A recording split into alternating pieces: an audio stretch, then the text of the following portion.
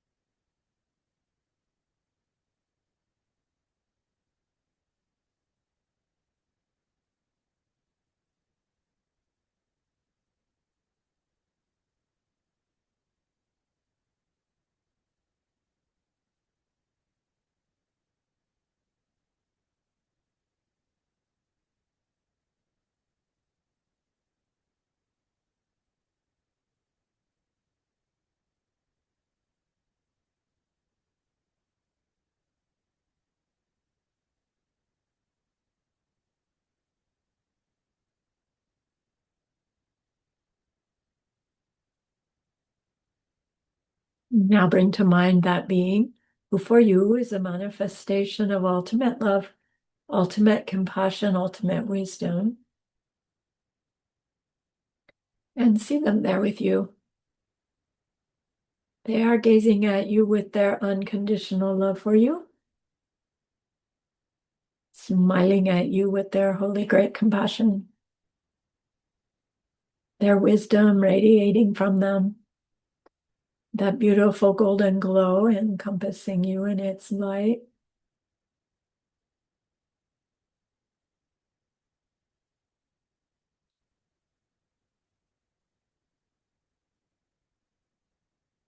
And then we hear them say, bring to mind someone you know who's hurting in some way.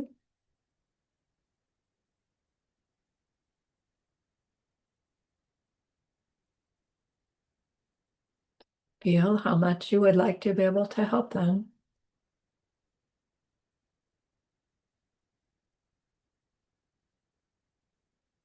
Recognize that the worldly ways we try fall short.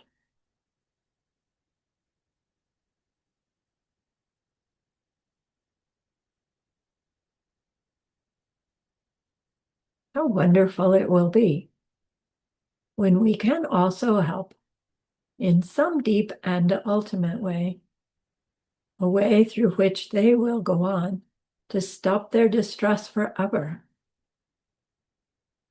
Deep down, we know this is possible.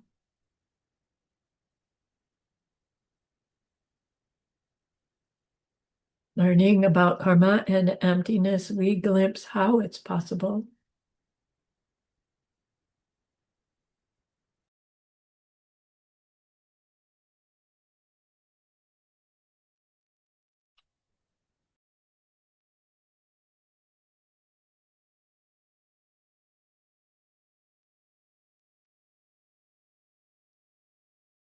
And so you might grow that wish into a longing.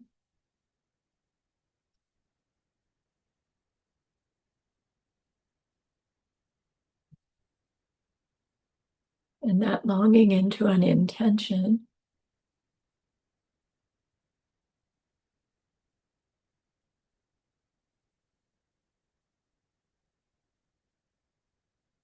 And with this intention strong, We turn our minds back to our precious holy being. We know that they know what we need to know, what we need to learn yet, what we need to do yet to become one who can help this other in this deep and ultimate way. And so we ask them, please, please, please teach me that. Show me that.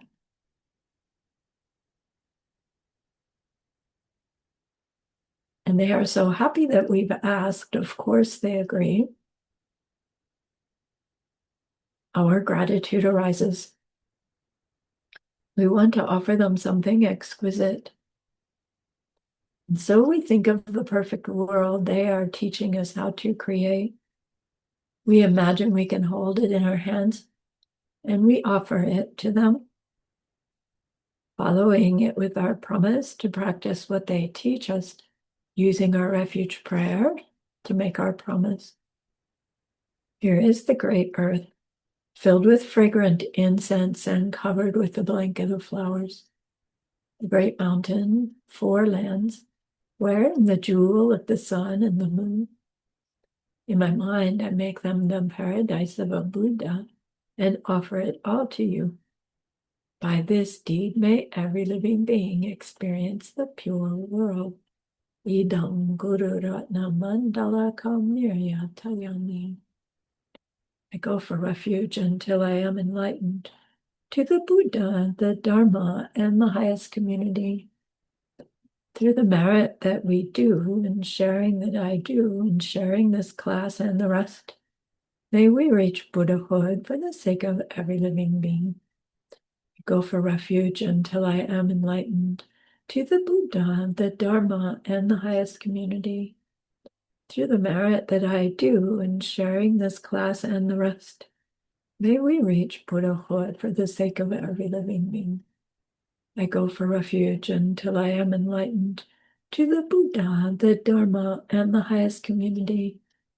Through the merit that I do in sharing this class and the rest, may all beings totally awaken for the benefit of every single other.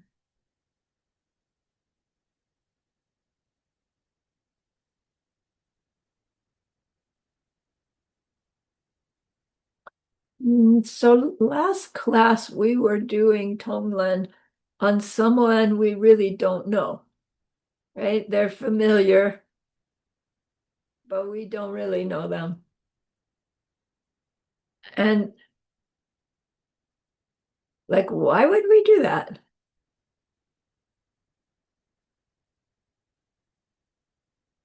What do we TongLen them if we don't know what they're feeling, what their trouble they're having? And if we see them as someone in the desire realm, then we know that they experience obvious suffering, the suffering of change, and pervasive suffering. So, by way of our own experience, we can make a good guess in terms of what they might be experiencing at any given moment. And we can watch their body language, we can watch their facial expression. We could spy on them from afar, far for a little while to see how they move, to get a more specific idea of how they're suffering.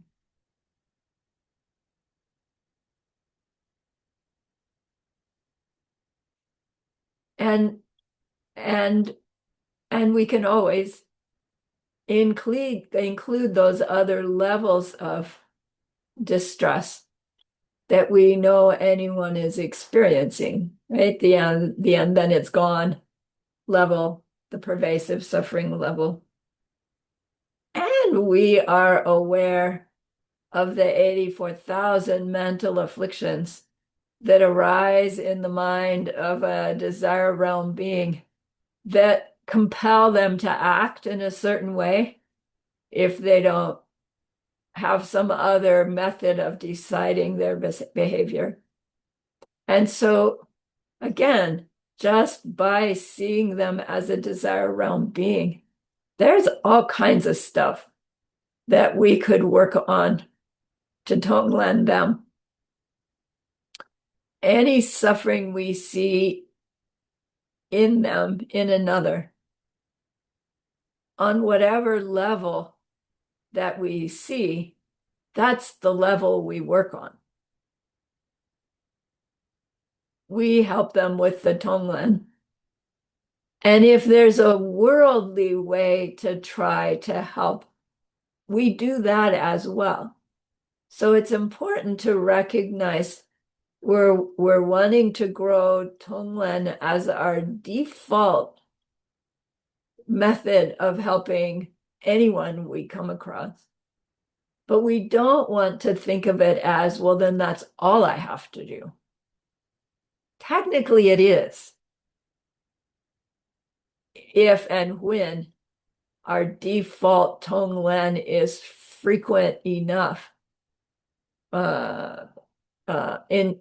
complete enough, all we would need to do is TongLen, and we would reach that place where it did seem like it's having an effect.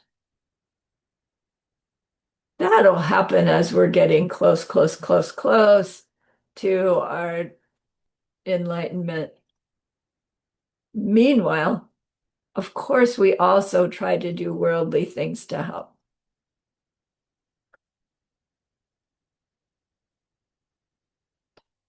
So any suffering that we are aware of is an opportunity for us to plant seeds for our future perception of ourselves as one who can help in that ultimate way. Okay? The way we become Buddhas is that our perception of me and my world shifts from suffering being me in a desire realm to Buddha me and Buddha paradise emanating. We don't all of a sudden become really Buddhas from having been really self-existently suffering beings. We change our mental seeds from seeds that are still colored with the misunderstanding that drives our selfishness to seeds that have the wisdom that propels our love and compassion. Okay? It's like suffering me, Buddha me. Neither one is there. So either one can be there, but not by wishing it and not by willpower, as we know. By shifting the seeds. Right? I guess we want to do it this way. More seeds for Buddha me until there's only seeds for Buddha me. And then we are spontaneously, effortlessly perpetuating those. So any suffering that we can be aware of is an opportunity for planting seeds for that state of being the one who knows directly what that other needs to take up and needs to give up. So if we're still perceiving ourselves as suffering beings, then we need other beings. And we need and want to be aware of their suffering, their problems, in order to grow our love and compassion that will propel our actions, that will plant the seeds for this becoming the one who can actually help them stop perpetuating their own suffering.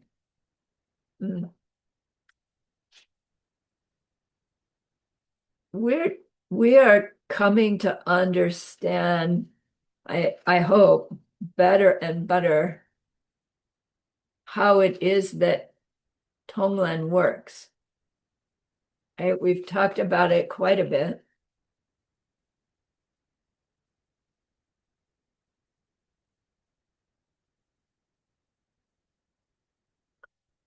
When we when we are aware of someone's distress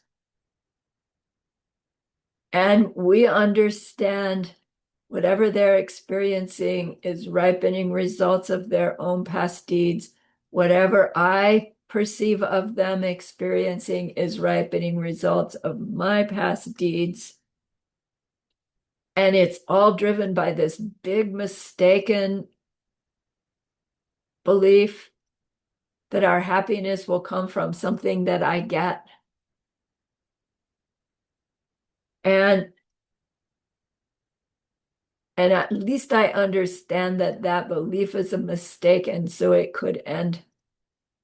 And so I really sincerely wish that I could take that pain from them, take that icky situation from them, take that mental affliction from them, and take that misunderstanding of where it's all coming from them.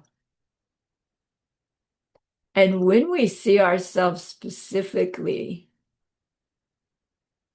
visualizing taking something, using it to destroy our own seeds for seeing them that way, and future seeds for more, and the misunderstanding that makes me see them, destroy that. Feel the relief and the amazing, oh my gosh, that feels so great to be free of it all, even in our imagination. And then from there go, oh, I want them to feel that as well. So we see them already free. And then we give them whatever would please their precious heart, from the worldly thing that they wanted. All that we can give them all the way up to their own enlightenment at the foot of the Bodhi tree, right? Depending on how much time we've got. So, so suppose the person you are tonglening, whether you know them or not, they're having financial difficulty. And so you're taking from them the actual stress of the financial difficulty. You're taking from them the past stealing that probably put them in this position, and the past not sharing when they could have that's contributing to it. And you're taking from them this misunderstanding of where prosperity comes from and what you do with it. You're taking all of that away. And then seeing yourself giving them that freedom from financial worry, whatever that might look like. Bank account with $1 million, a job that gives them the opportunity to share with others so they do it as part of their work, right? All kinds of wonderful tools that you're seeing yourself give them that brings them along the path, whether they know they're on the path or not. And then the side effect of that, as time passes, is maybe even without you realizing it, your own financial circumstance gets easier. You're feeling more secure. You're feeling more generous with money, with time, with resources of any kind, right? Who's getting the benefit of the TongLen that we're doing? Who's the only one that can benefit from the TongLen that we're doing? Yeah, it's our seeds planting. Oh my gosh, what a selfish practice TongLen is. No, right? What a wise practice TongLen is. Because underneath that, I wish I could take your suffering away, is our understanding, but I can't. And neither can a Buddha just reach in and take it. But by having this high intention of wanting to take it away and knowing I need to reach that ultimate love, ultimate compassion, ultimate wisdom state to be able to be what that other needs, through which I will eventually get to be who and what teaches them what they need to give up and what they need to take up. Right? So when we are tonglening, we're tonglening to grow our bodhicitta, right? To awaken it, but then we're still tonglening to grow that bodhicitta into our actual bodhicitta, the bodhicitta of Buddhahood, so that we can finally help them in that deep and ultimate way. So yes, Tonglen, we will benefit because we are planting seeds in our mind. But the seed we're planting is not for just worldly ease, although we will experience that. The seed we're planting is that intention to reach the highest state we can reach in order to help them reach that as well. So that powerful intention for doing the Tonglen is what contributes to the seed planting of Tonglen to be strong enough that we can actually see changes in our circumstances, our outer world, and ourself within the lifetime that we are doing Tonglen. Like we hear that about Tantra practice. Tonglen was a deeply secret practice for a really long time, right? Now it's part of the sutra teachings, but it's working on us similar to a creation stage practice of Diamond Way as an open practice. Right? It's sneaky and beautiful and readily available. And we don't need initiation, we just need instruction and understanding how and why it works so that we can inspire ourselves to do it. Right? We don't want to Tonglen because the lineage says so. We want to Tonglen because something in our heart says, whoa, right? This is special, right? That's what happened to me. This is special. I need to do it. I don't know why. I don't know how it works. But I did it anyway.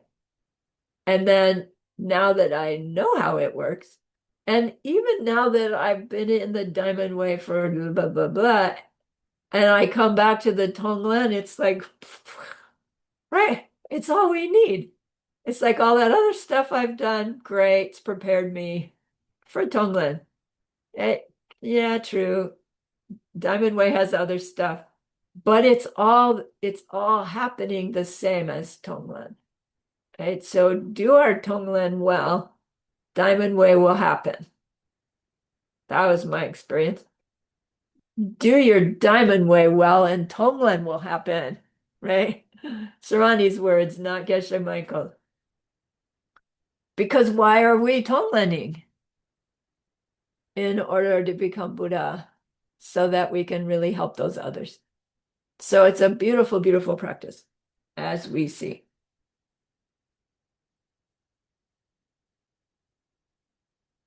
In looking back at my own Tonglen career, I didn't know enough to be thinking, wow, my Tonglen is ripening as this circumstance. My Tonglen's ripening as that circumstance. I just was progressing along, dealing with difficulties and planting seeds as best I could. But now that I look back, it's like I really could honestly say the effect of my Tonglen practice that started in 1989 was to bring me to that place where I met Geshe Michael in the ACI teachings and then brought me to that place where I got asked to share them, which actually started in like 2002 and has continued. So I can honestly say that that TongLen practice that I thought was just a simple practice, right, has been hugely powerful in my own life. I had never intended to teach like this. I'm happy to do so. It doesn't mean you do TongLen, you'll end up a teacher in front of people. Maybe it will, maybe it won't. But it will have this effect without being obviously, oh, that's from my TongLen. We don't need to connect the dot necessarily. When we understand how TongLen works, we want to do it.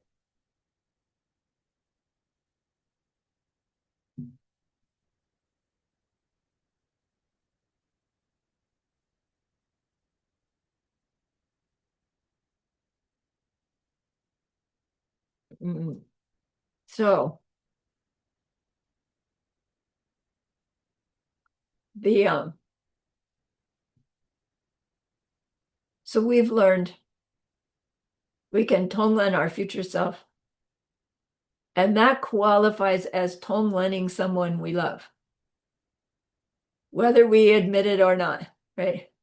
Then we can TongLen somebody we love, another person we love. And that's fun. We usually know them well enough to know their suffering. And then we can TongLen beings that we know, but don't know well enough to really know their deep suffering. And we can TongLen people that we don't know at all. We just happen to see them. And we see they're limping or they're rushing or they're disheveled or whatever. And we can TongLen people we downright dislike, right? Those are the hardest ones, maybe. Those who are dangerous to us. We can TongLen those we know of, but don't really directly experience, like hell beings, like we did that one time, like hungry ghosts, like pleasure beings who are so pleasured out they don't know they're running out of their good seeds without making more and are going to suffer obviously later. All those kinds of sufferings and beings who suffer that we've learned in the ACI courses, they are all opportunities to do our TongLen practice on. So that's when we are on our cushion, or when we've got, I don't know, some spare time and you're sitting in the doctor's office. You can scroll your phone or you can TongLen. You can TongLen the people there, right? Everybody's stressed out when they're in the doctor's office. So is the staff. TongLen everybody. And will it make a difference on your day's appointment? Maybe, maybe not. But will it make a difference in your future appointments? Yes, eventually. And not just doctor's offices, like anywhere. People are stressed out about appointments. So then they say that another time to TongLen is during our death process. Like the final TongLen we get to do in this life would be to TongLen as we are going through dying. And there's a particular kind of pain that they say is excruciating when we are running out of our seeds for the familiarity of me and this life. They say it's a physical pain and a mental pain, and that it's indescribable. And we've all experienced it multiple times, which is why we are so good at suppressing our death awareness. We just really don't want to admit that's going to happen again. And so it's a difficult thing to come to that keen death awareness.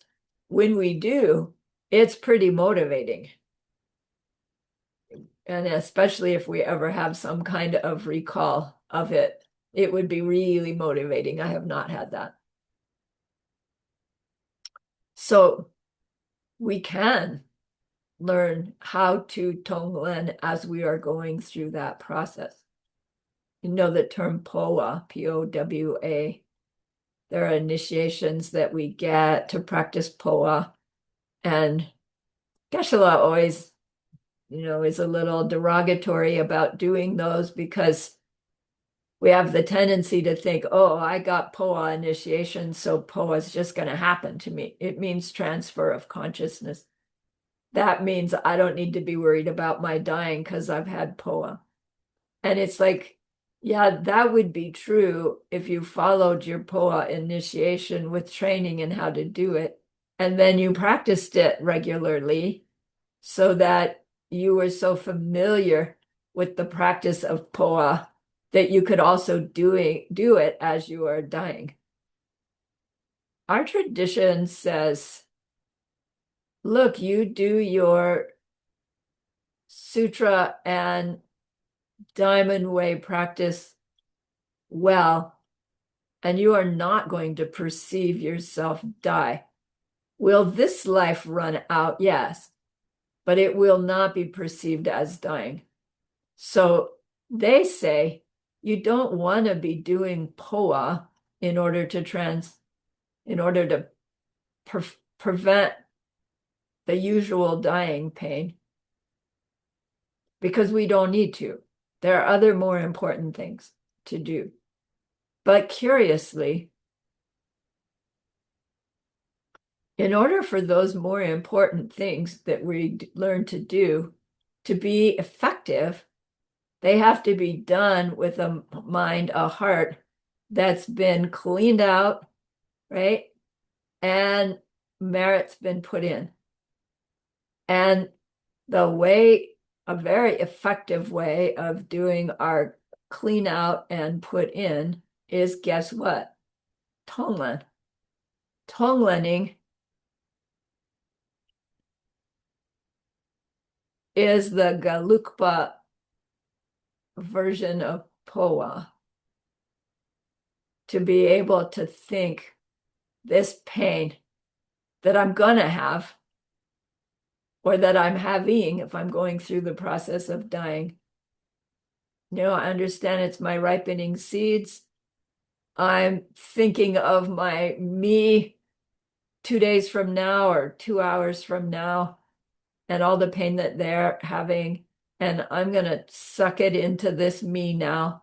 And in the process, I'm going to suck all the pain of dying, all the pain of living. I'm going to just take everybody's pain away and use it to destroy my own residual selfishness. That's what's resisting this process that's happening right now. And I'm going to give that me, that future me, this relief of that fear, relief of that mistake. I'm going to give them the, whatever you would call it, confidence, peace, love that can take them through this process into recognizing their own true nature and in actually reaching their realization in the process of this. But to be able to do that when we are going through that process would mean we would have already needed to have grown our TongLen practice so strong that it actually has become our default thing to do when any kind of stressor or difficulty pops up. So in order to rely on TongLen practice when we're dying, we would need to have trained ourselves in TongLen practice all day TongLen practice. It can be our on the cushion practice, where maybe we spend an hour or even 2 every day TongLening. But then there's still 23 hours of the day when we're not TongLening and we're dealing with life in the same old way, making our efforts to do it differently. But it's not enough just on our cushion to be able to then hold the TongLen as our default when we're going through dying of our cancer, right? Or our heart attack, or flying through the windshield of our car. Heaven forbid all of those. Right? Our mind's going to be saying, what medicine do I have to take? Right? Don't feed me. I don't want any more food. Right? We're going to be in survival mode, even as we know that there's no more survival to be had. And that struggle will color our mind. And the likelihood of remembering to TongLen ourselves, let alone anybody else, is remote, unless it's our default. So we can learn, train ourselves to be doing TongLen all day long. It's different, obviously, than what we do on our cushion, because on the cushion we take those 10 breaths to identify, to grab it, right? We take our time. But when we're in on the fly, TongLen, we're training ourselves to be on the lookout for somebody's distress. That's not so hard. It's just the awareness. And when we see anybody with any kind of distress, boom, we turn on the thought, seeds ripening, there's mine opportunity. I breathe out, I grab whatever pain they're having, whatever their distress is, suck it in, use it to burn away my similar seeds, my ignorance, give it a pause, send them relief, send them whatever solution might be appropriate. And it happens right on an exhale and an inhale, and you're on to the next thing. So it doesn't just have to be humans. It can be any being. It can be any suffering. It can be our own, right? You're all by yourself and up coming the mental affliction. A, right? Destroy it, send relief. It won't change what happens in the next moment. It won't change the person's distress necessarily. It won't change our distress necessarily, at least at first, because there's the time gap between what we do and the result that we see. When we start seeing results of our TongLen practice, what we find is we are actually perceiving less and less distress, less and less obvious distress in our world. We are feeling less and less obvious distress in our world.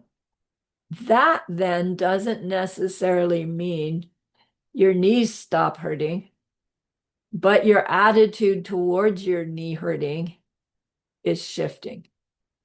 Instead of, oh man, my knees are still hurting. What's causing it? What do I have to do about it? The TongLen result is, okay, purifying still, right? More to TongLen, that's fine. Okay, I'll take my knee pain, and with it, I'll take every knee pain there is known in the world, all by fantasy and all planting seeds that will have an impact on our seed ripening sometime later. So we think it through to ourselves again and again and again. The power of TongLen is in the seed planting that's going to affect our own pool of seeds from which all of that suffering is coming anyway. So all of the relief of suffering will come from there. And the only way we'll see it that way is if we have the seeds planted from the fantasy of taking that pain away. A fantasy based on pure intent. I really, really wish I could, and so I'll pretend that I can. Like when we were little kids, right? I really want to be a school teacher. So let's play school teacher, right? Let me be the teacher, you be the student. Remember? Right? I didn't do school teacher, but I did something else. Probably we all did something. Somehow, as little kids, we were really good imaginators. And then we grow up and for crazy reasons, we we stop doing it. Or we think there's something wrong with us if we do it, right? You're not allowed to keep your imaginary friend once you're 16 or 18. But it's unfortunate because it's useful. So to train ourselves in the all day TongLen, the the lamas gave us that. They call it a mantra, right? It's the verse from the Lama Chupa. And it's long in English. Apparently, in the Tibetan, it's only 5 lines.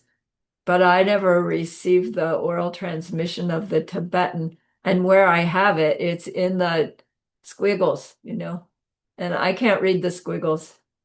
So I can't help you with that.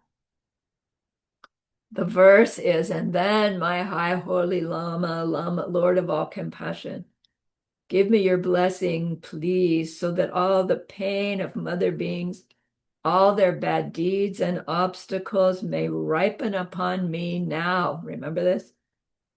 And so I may give them all my good and happiness, and in this way assure that each one of them has all happiness. So that verse ringing, right, in our heart is the verse that motivates us to recall, oh, I see suffering. Take those seeds, destroy it from my heart because that's where it's coming from. Give them all the happiness, give them all the goodness. Doing so in order to someday be omniscient, someday be made of that perfect love and compassion. We can boil that phrase down to, TongLen Bodhicitta. If we've got the verse and the meaning of the verse and we tag it to those 2 words, TongLen, take, give, Bodhicitta, the wish for enlightenment, that includes my total enlightenment for the sake of all sentient beings. When you have those meanings deeply tagged to those 2 words, then those 2 words, right, is what this verse is talking about. TongLen, bodhicitta, bodhicitta, TongLen. Right? Can we train ourselves to move through our day focused on doing whatever we need to get done? And the background noise is, and so my high holy Lama, Lama of compassion, bless me, please, that I can take the pain of every living being, everyone, my mother, destroy it, and give them all good and happiness. TongLen, bodhicitta, bodhicitta, TongLen, TongLen, bodhicitta, right? Running in the background. We're deciding whether we want to train ourselves in that. And then we're breathing. So when we have an opportunity to TongLen, exhale, grab it, inhale, destroy it, exhale, give it, and go on. It's beautiful, simple.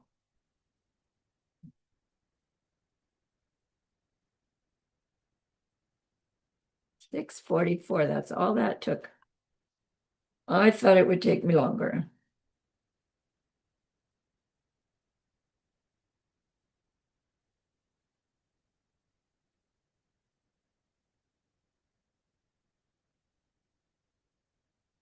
In one of the TongLen courses that Geshe gave, He went into greater detail about the three spheres in TongLen practice.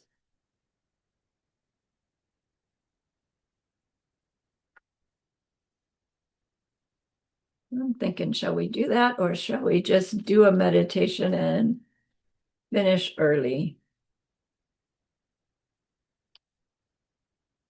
Let's take our break and I'll wait for a message. I will pause the recording. Let's take that again. Thanks, Lisa. So let's do a little three spheres.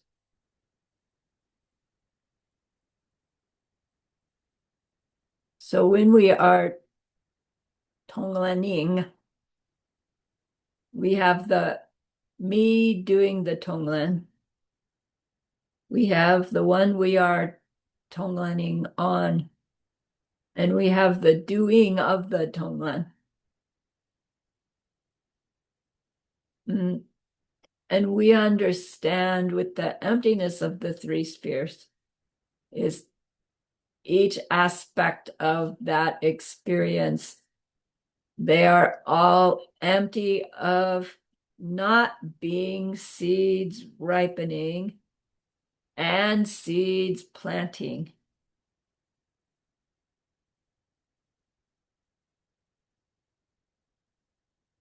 So they are what they appear to us as because they are our seeds ripening us to perceive them that way. Me doing Tonglen, them being Tonglened upon by me, and the Tonglen that I am doing. We're doing Tonglen because we see suffering and we want to become the angel, we want to become Buddha, and we want them to be Buddha.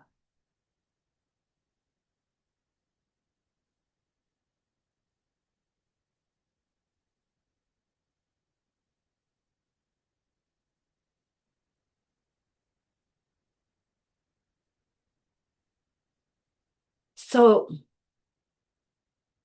could those around us be angels and we don't see them that way? Sure. Might they see themselves as angels as we see them as ordinary? Yes. Might they see themselves as ordinary also? Yes.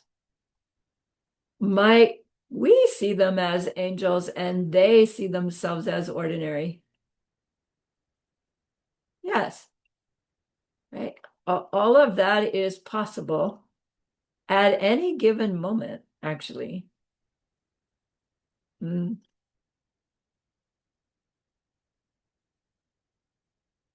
When we see a being as an angel, and we are not seeing ourselves as one yet, and we are not Arya yet, our mistaken mind takes them to be an angel in them from them. And there's no such thing.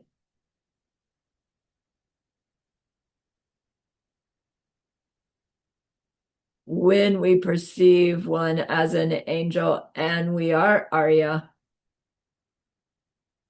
we might still experience them as their identity in them from them, but we know we're mistaken. And when we are nirvana level, eighth level bodhisattva and above, we won't even perceive them as angel in them from them. We will perceive them as angel from my side, and they will be just as real. as the angel that we're thinking of, non-Arya seeing an angel, if we do, thinking of them as real. The ones we think of as real are not real, they're non-existent. The ones eighth level Bodhisattva thinks of as real are real, not from their own side, because they're not being seen as from their own side anymore. And it's difficult because our mind, my mind, still thinks, well, when I see them as projections, they'll somehow be less real than when I see them from my ordinary state of mind. And that's because my ordinary state of mind is so mistaken. It believes that things with their own natures in them are real. When they're not real, they're non-existent. I've never experienced a real thing in it from it because there's no such thing. So we're one of the factors that our understanding, our study of the three spheres again and again and again helps us get to is to reach that place that when we are able to clarify, oh, this is projection and nothing but, instead of falling off that cliff of so it's not real and having to pull ourselves back, our mind goes, oh, that now it's real. Now it's solid and it can do stuff and it can, right now it's something I can work with. To TongLen somebody's ignorance and use it to destroy our own is planting the seeds for us to get that better and sooner is the idea. So we are talking about the one we are TongLening. They look to me like a suffering being, and that's why I'm gonna TongLen. Because they are empty of self-nature, the suffering I see in them is ripened from my seeds, and it is very real because it's my seeds. I don't know what they are experiencing, but it doesn't matter because if I can see it, I want to stop it. The suffering I see in them is real because it is my projections. So to understand the emptiness of them and their suffering increases the power of my TongLen to do what we are intending for it to do. To see their pain as my projection and very real. Our heart goes, of course I should suck it out of them. Of course it's my responsibility. Laksam namdak. That's the state of mind right before bodhicitta wakes up. Mm.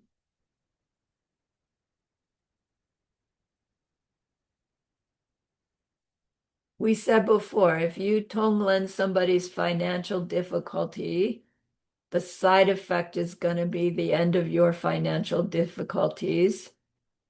So what if you TongLen somebody's ignorance, TongLen the misunderstanding of where suffering comes from, right? Use it to destroy our own, understanding the emptiness of the person and their suffering and the doing this practice to take their suffering and the emptiness of me, what might be the side effect of doing that?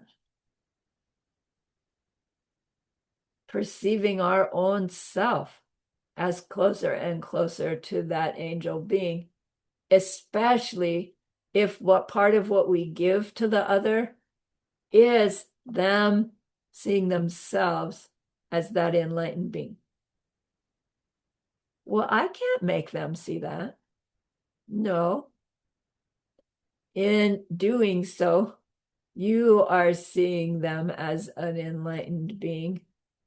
seeing themselves as an enlightened being, because that verifies in our mind, oh, then this projection really is enlightened being, right? The same kind of real as the ripening result real, not real from their own side.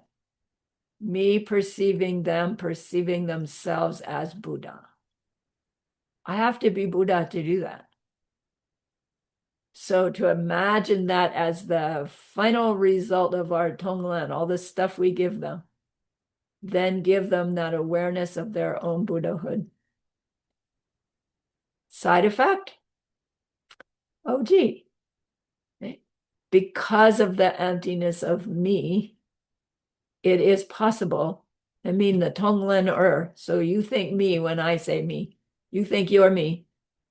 The side effect of your TongLen will be getting glimpses of your own holy enlightened nature. Keep TongLenning, those seeds will keep ripening, right? They'll grow bigger and bigger. Because there's nothing in TongLen practice that can work from its own side, which is why the seeds planted when we are doing it affects our mind in such a way that brings about the result eventually, right? Maybe the person we're TongLenning is 95 years old, and then they don't live long enough for my seeds to change to me seeing them see themselves as an angel, but their mind stream and I are connected. And so that mind stream will live long enough that I will eventually help them get to that awareness of themselves as fully enlightened being, because I made that connection with them. Do I have to do that personally? Or can I just know about them and TongLen them? Yes. Right? Do I have to do each one individually? We'll never finish. No. In our day-to-day practice, right, we can TongLen anybody, but if we're out amongst other beings, then we just have all this material, right, to work with. We don't have to stop and think, oh, hell beings, I'll TongLen hell beings during my ride to work on the bus, or I'll ride home from work on the bus, because there's that businessman who just looks exhausted. I'll TongLen him, right? Because he's right there. And there's the other, the mother with twins. And it's like, oh man, she must be exhausted. I'll help her too. I'll help the twins. I'll help the person sitting next to the twins because they're freaked out. They all, right?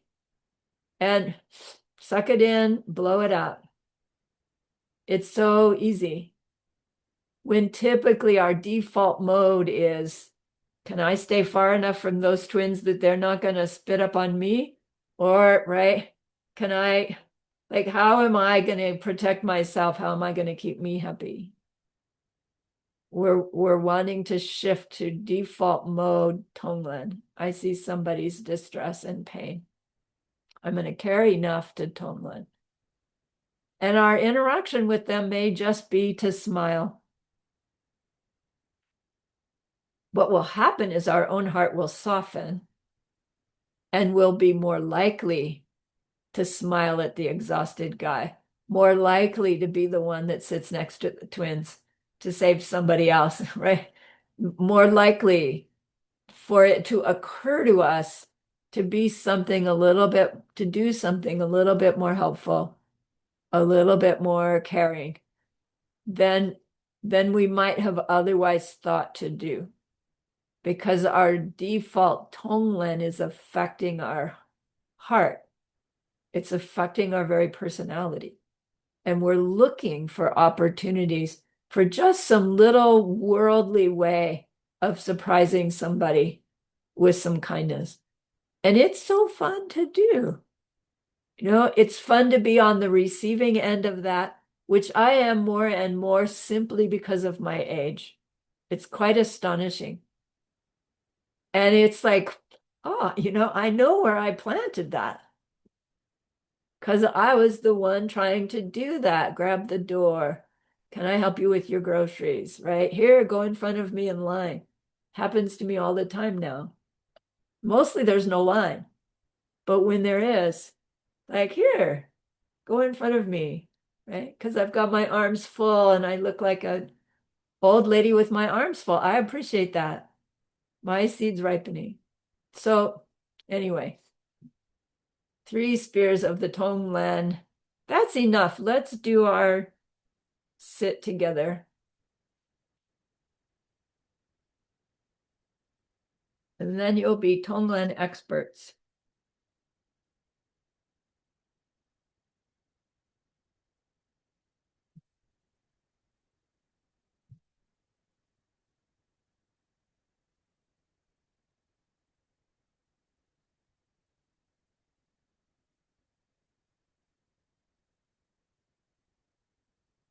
So this TongLen will be to TongLen someone that you have trouble with.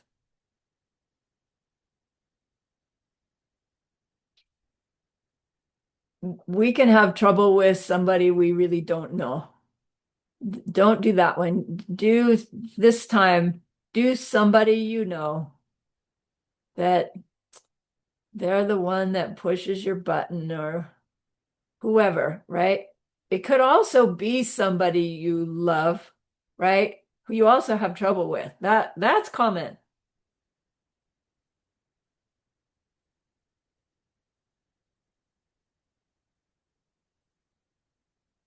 So I guess it doesn't really matter if you choose them or somebody you don't care for. Guess you'll use somebody you don't care for because you have trouble with them. So you decide. But pick somebody, right? And let me know when you've got them. Okay, okay, okay, okay. And then settle your body in.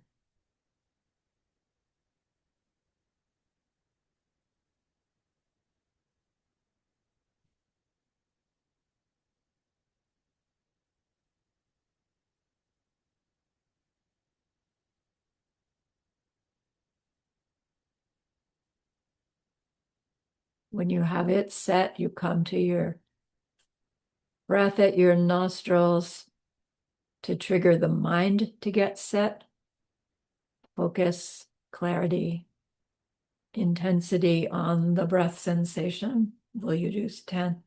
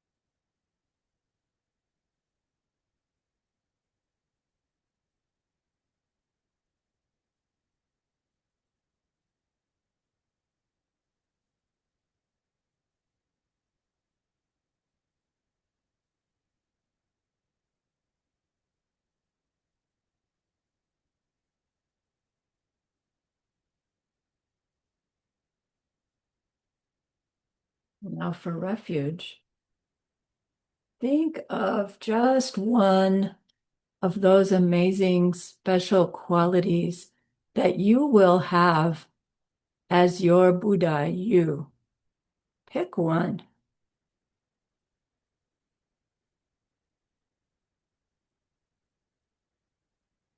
and think, because my me now is empty of self nature, I can gather the merit that will force my me to perceive me as having this extraordinary quality.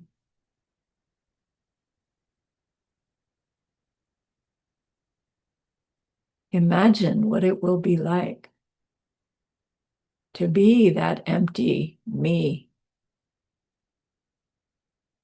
ripening that special quality.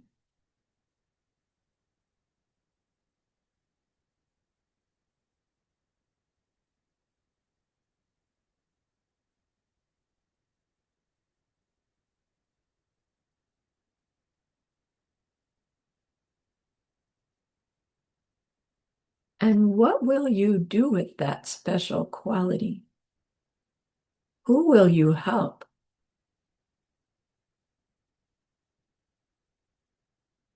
You gained it through your bodhicitta. Now your bodhicitta will use it.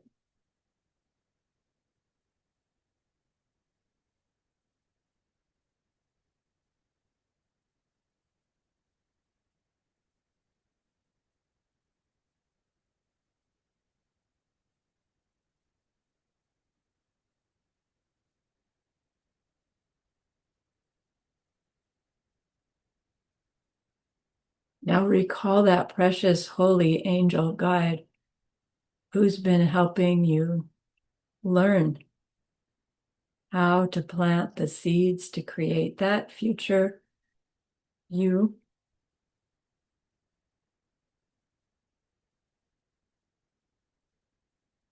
Feel your admiration for them, your aspiration, and your gratitude.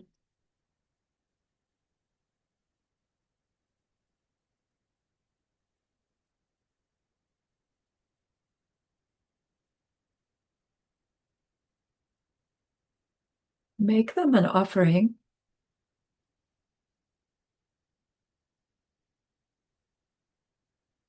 We know what they like best in offering from our practice.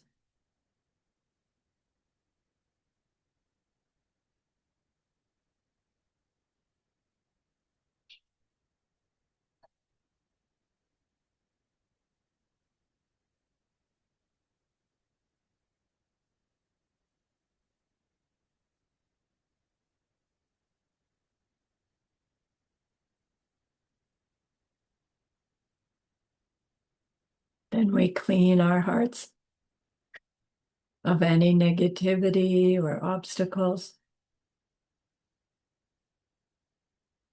Tell them about it. Grow your regret.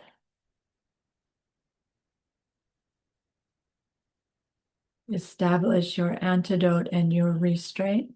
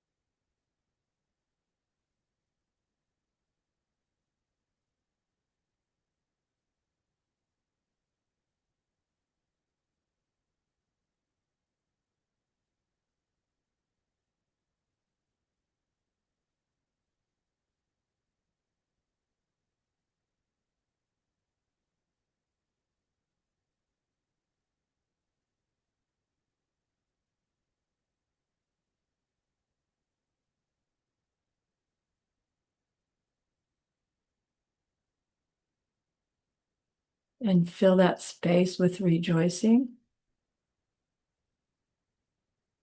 Share more of your own goodness, goodness you've seen in your outer world, goodness you've seen from someone else.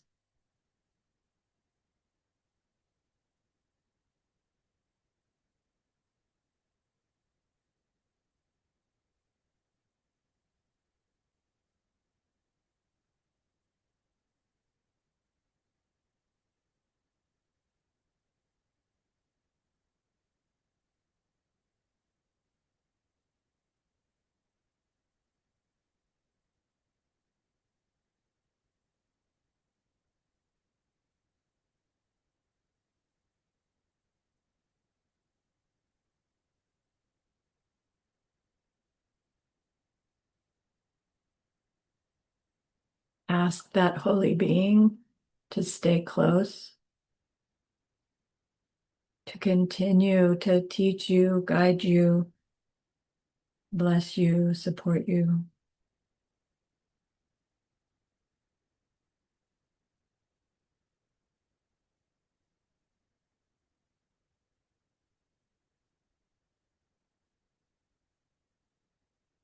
And dedicate what we've done just so far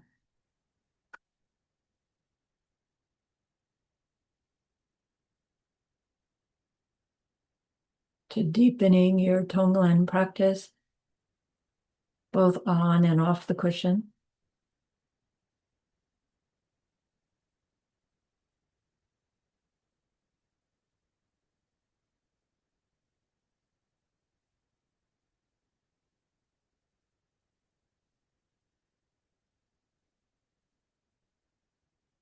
Then shift your focus to your body, do another scan, see if you need to adjust it.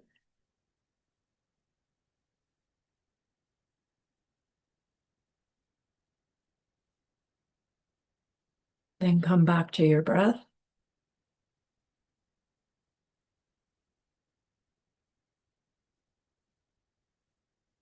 to adjust the meditating mind.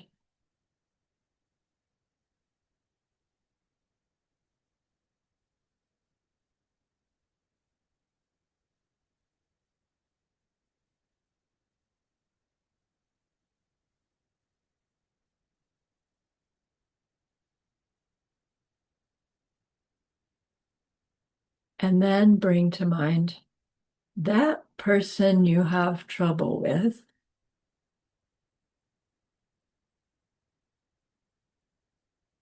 Imagine where they might be right now.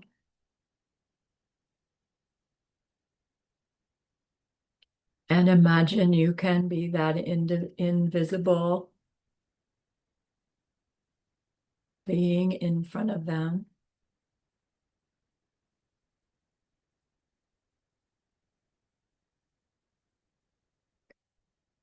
And choose some suffering you see in them. Not what they do to trigger your distress, not what you don't like about them. Look past all of that and notice what kind of distress do they seem to have.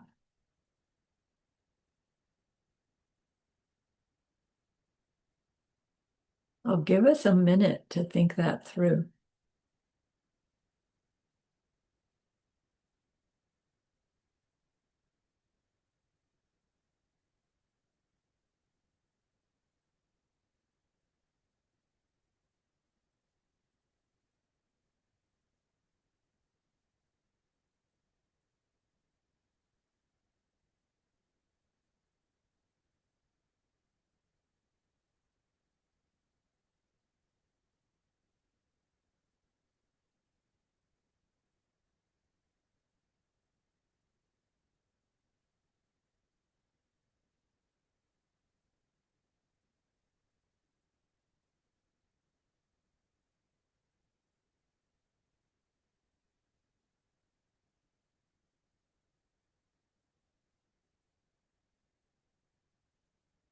Now think also of their emptiness.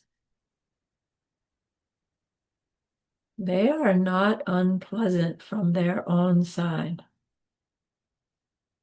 Someone loves them dearly. Someone enjoys them.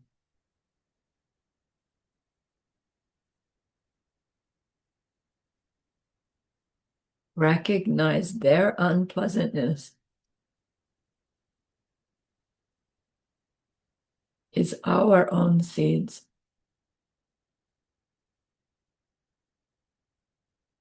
And again, look past it to see their suffering.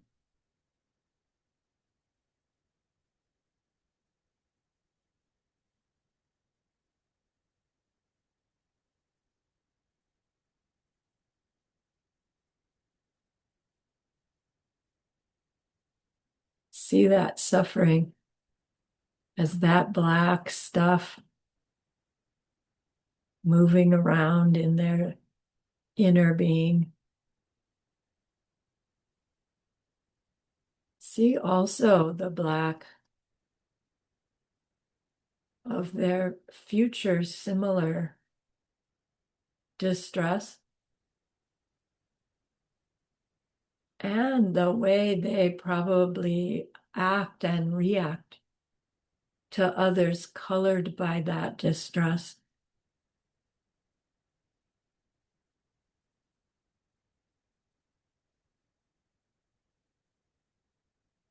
Call on your growing bodhicitta to have the feeling, I know this suffering is made by a big mistake, mine and theirs. I really, really wish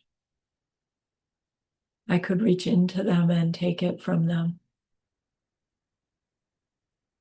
And so I will do TongLen to plant seeds in my mind to see them totally free of this distress.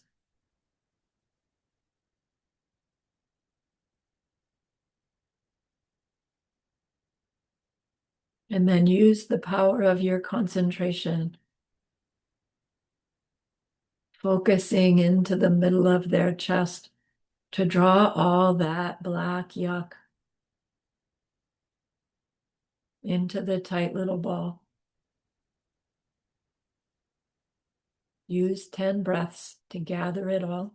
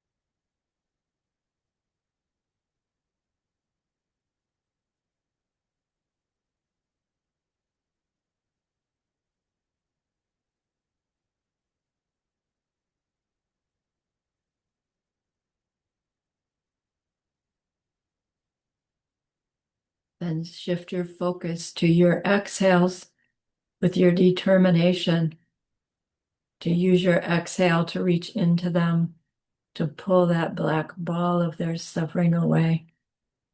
Use 10 exhales to go grab that black ball, and then 10 more to pull it up and out and towards your own nose.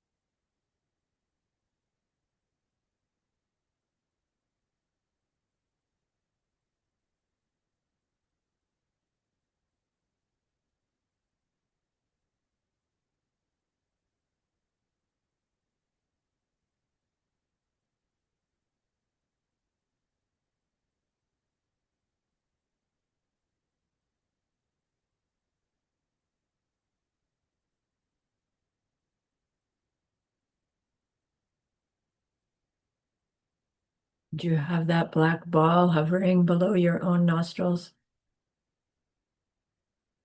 Shift your attention to look into your own heart.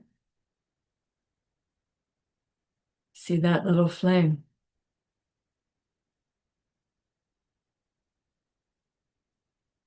Our own ignorance that compels our selfishness,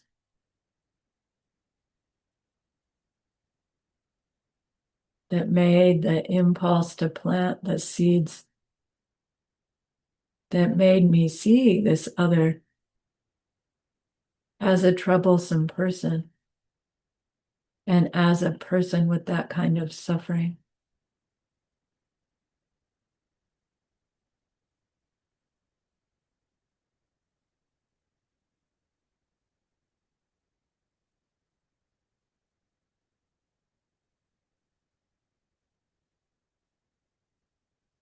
And recall the emptiness of you, the emptiness of the mistake, the emptiness of that other suffering that's hovering underneath your nose. And make that determination that when you bring those two together, the black ball of their suffering, the red flame of our own mistake, when the two touch, they will obliterate each other into a wisp of smoke and will rest in their absence. So when you have it set, you do the nice long exhale and then the inhale and go.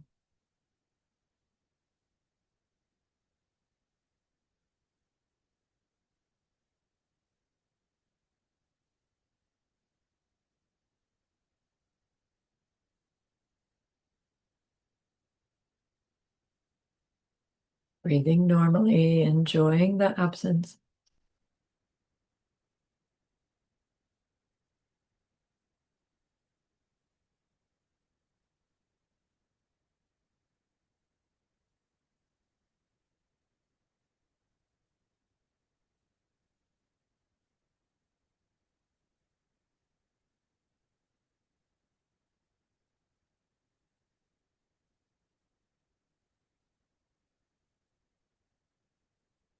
Then your mind stirs and you shift your attention to that other one again, seeing them free of that distress, feeling better, suddenly feeling happy,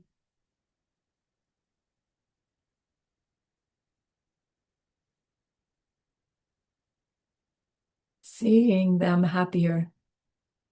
You feel happier as well.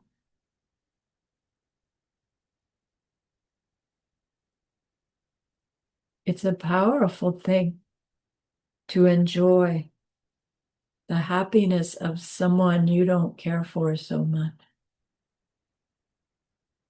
Powerful seeds for bodhicitta.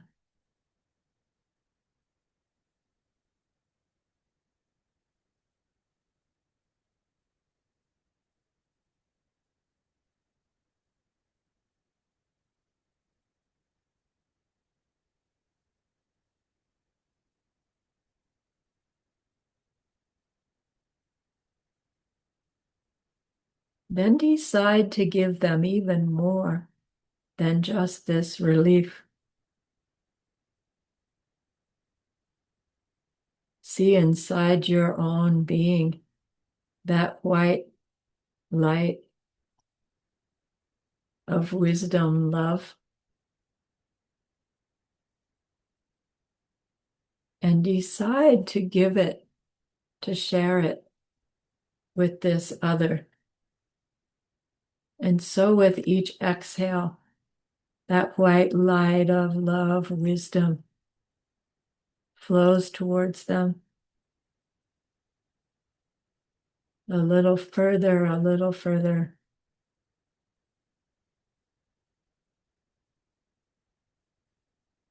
Sending our exhales towards them.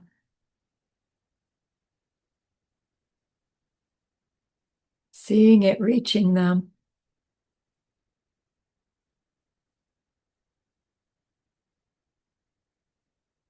flowing down around the outside of them, flowing into them on their own inhales.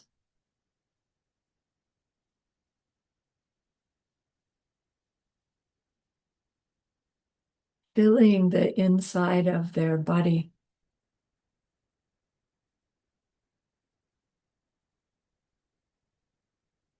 Even their organs and tissues are suffused with this pure white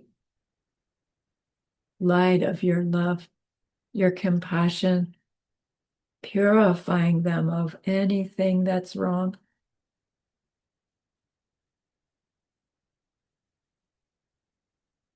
Sending more with each exhale.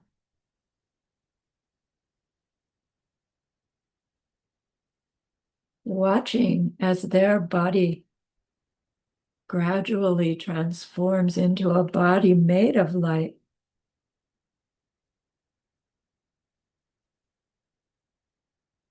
Healthy, light, flexible, strong,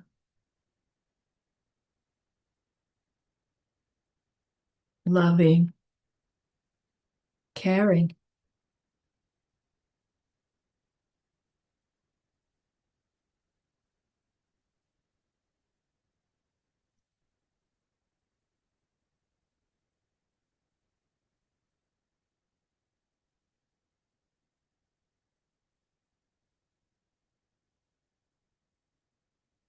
The white light on the outside does the same with their features.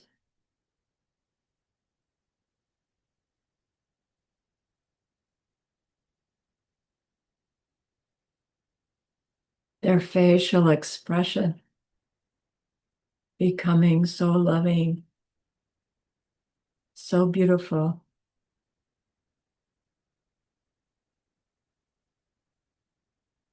Their movements graceful. Their attitude attentive, compassionate.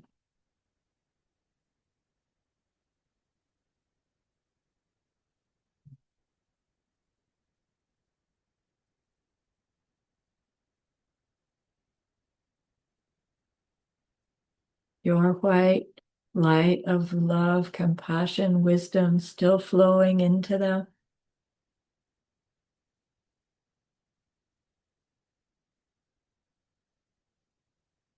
Manifesting within them as this perfect love, perfect compassion, perfect wisdom, themselves seeing themselves as this fully enlightened being.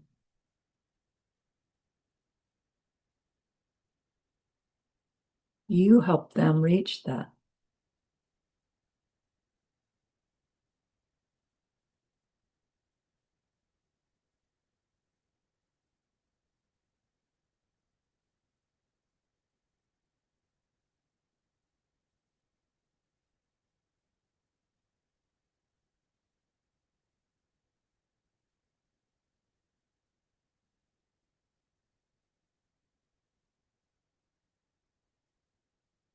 Then let that bridge of white light between the two of you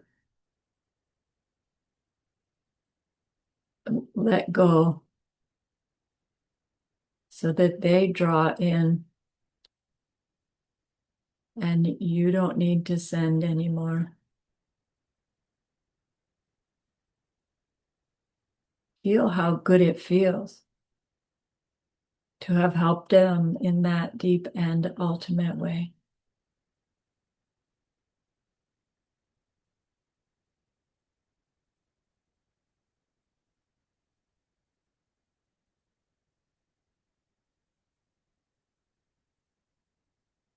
Then turn your attention back to your own personal holy being guide, See how happy they are with you.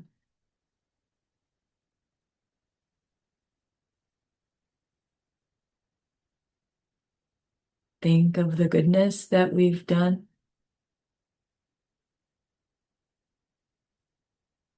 Imagine it to be a beautiful glowing gemstone you can hold in your hands.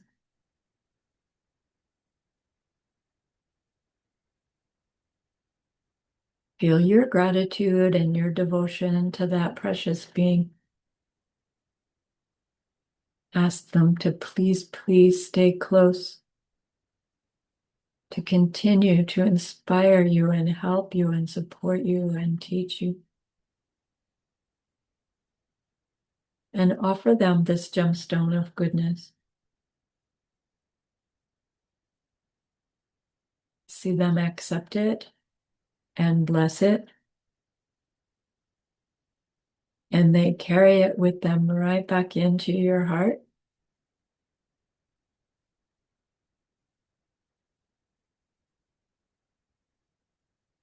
See them there and feel them there. This beautiful white glow of love, compassion, and wisdom. It feels so good. We want to keep it forever, and so we know to share it. By the power of the goodness that we've just done, may all beings complete the collection of merit and wisdom, and thus gain the two ultimate bodies that merit and wisdom make. So use those 3 long exhales to share this goodness with the being from the start of class.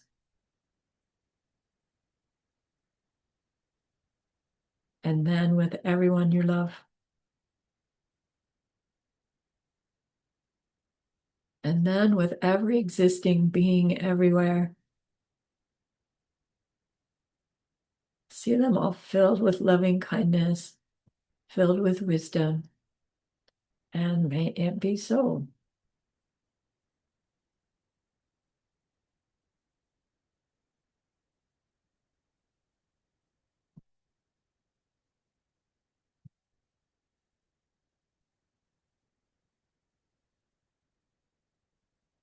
So nice job.